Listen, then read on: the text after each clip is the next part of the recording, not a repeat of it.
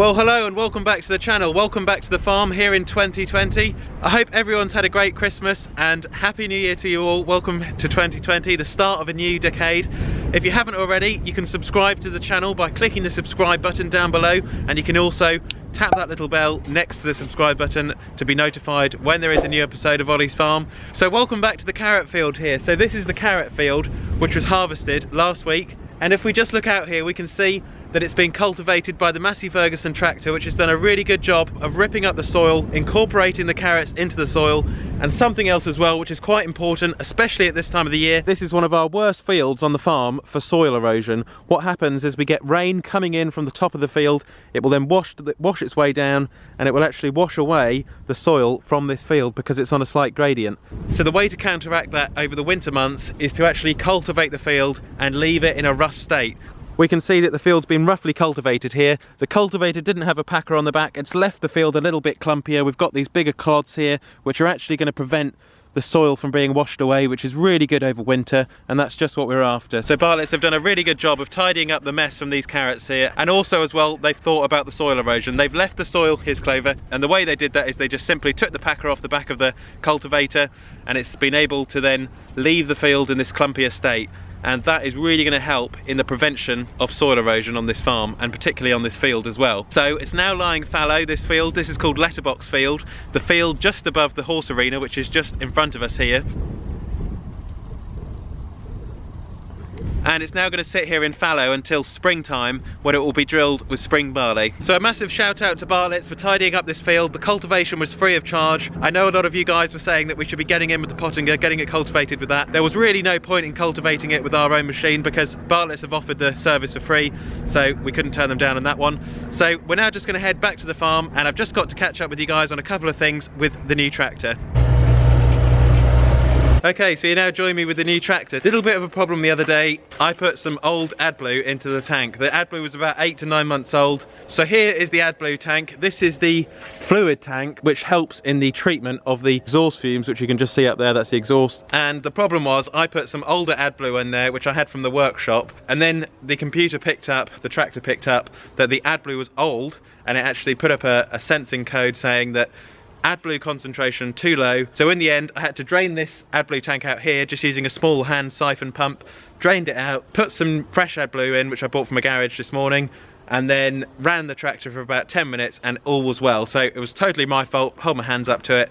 I put some old Adblue in, so a little bit of a lesson there guys, and I'm sure maybe you guys have had the experience as well. I believe that the Adblue will only last for about 6 months. There's an expiry date apparently on the drums of Adblue which you can buy for these newer tractors, and yeah, you can just check it on there. 6 months, then the Adblue's bad. You want to get rid of it and get some fresh in. So I'm not going to be buying any barrels of Adblue. I'll probably just keep buying the little 20 litre drums, just perhaps on the way home with the grocery shopping, just bang a 20 litre drum in the back of the car, you know. And so that's what I'm going to do. Something else as well which I'm getting quite good at now is greasing this loader up. I've worked out that on each side of the boom, so I do all of this side when I grease up, and then I go around, do the other side, count my 12 on that side, 24 in total, and then I just move the boom up and down. And you know what, that is something which will make this loader last, is keeping it greased regularly, looking after it, not driving it too hard. You can't drive it like a telehandler because it's a front loader at the end of the day. I don't think there was as many grease points on the JCB we used to have, but to be fair, they're there for a reason, and the grease will keep the bushings in good order, keep them nicely greased up, keep them nicely lubricated, to reduce that friction, to reduce that wear. So yeah, so that's something I've been learning, is greasing up a front loader, something I've never really done before. It's been a pretty good experience. And also as well, just on the top there is a mechanism which you can actually unlock, so you can take the front loader off, and then you'll have just the tractor on its own, which will be quite handy when we're carting the cattle in the spring, and also as well carting silage in the summertime. Okay, so I'm now just going to head off to the field because I've got to go and pick up some bales, and we're also as well going to check the new sheep on the farm, which are the Shropshire Sheep. And then we'll also as well pick up a couple of bales. Bit of a tight squeeze going into the shed.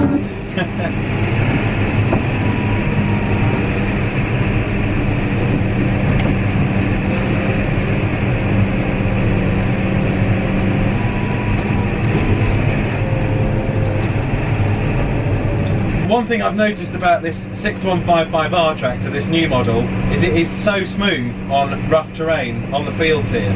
Silky smooth, a very spacious cab environment. You really can't beat it, to be fair. I'm just going to go up this tram line. and we'll just go and see the sheep. But yeah, you really can't beat this cab setup. It's definitely a step above the 6930. I know I've said that a lot, but it is a completely different tractor, I think, to the 6930. Something else as well which I've noticed is just the sheer power of this tractor. Okay, so earlier on we deposited some fodder beet on here with the fodder beet bucket, and they've come over now to come and nibble it. So here they are. They're Shropshire Sheep. They're a dual purpose breed. They originated around the Shropshire area. They were originally bred for wool and also meat production. Slightly similar, if you look at them, to the Suffolk breed of sheep, in that they are quite heavy. They're quite a chunky sheep. They are less prolific than most modern breeds, so when these are lambed later on this year in about March, April time, there's not going to be too many lambs in comparison to commercial breeds of sheep, such as the North Country Mule, for example, will have often triplets and twins, whereas these are having singles and twins. So we've had them scanned fairly recently, and the majority of them are actually having twins, which is quite good, but there are a few which are just going to be having the odd single. So they're a lovely addition to the farm. We haven't got many of them at the moment because we're just going to see how we get on with these to begin with, and then later on we'll buy some more next year if we feel that they're doing quite a good job on the farm. It's always important on a farm to have a few sheep around. The reason being, sheep are very good for tightening up grass and just eating down rougher areas around your farm which you want tidying up. For example, field margins or set aside areas on your farm which you've left for environmental schemes. The sheep can come in, they can do the work of a mower, of a machine, at a fraction of the cost. You can then sell the sheep for meat, you can actually make a little bit of money out of the sheep, and then also they're doing a really good job of tidying up your farm.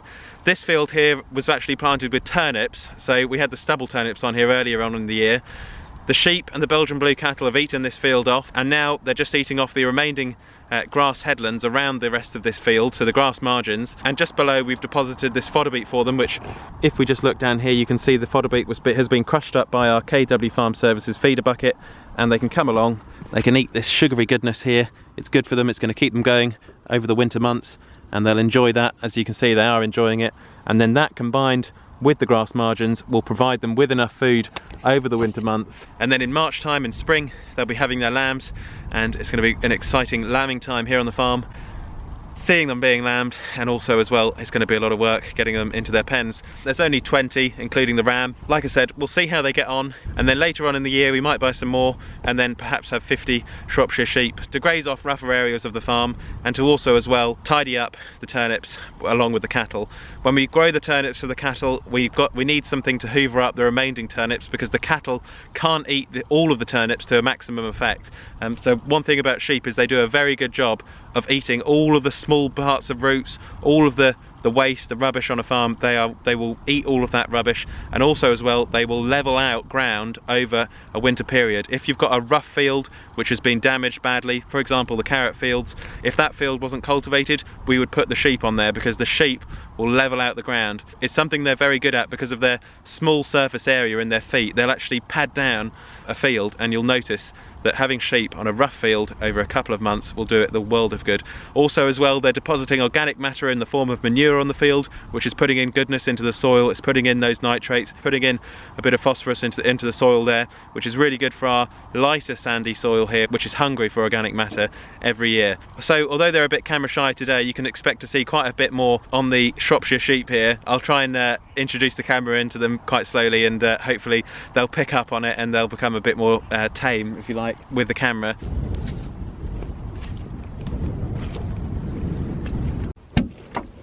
You can see just the spots here of cattle manure on this part of the field. All of that goodness, all of that organic matter going onto the soil, which will be incorporated when this field's cultivated up with the pottinger in the springtime. Livestock working in harmony with the arable. It's a sustainable method of farming, and it is, I think, going to be the future of farming actually. Livestock and arable. We need to keep the fertility in the soil, we need to improve the soil structure, and the only way you're going to do that is with livestock and arable as well. Come on, hopefully we can get this bale off. This is the trouble with this butt crake. Unfortunately it hogs the bales on, and Dad, who drives this tractor as well, loves using the butt crake, but it's not my favourite attachment at all. There we go, that's better.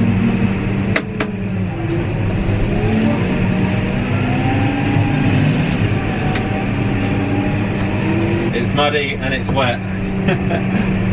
The story of winter 2019. And winter 2020 seems to be slightly wet so far as well.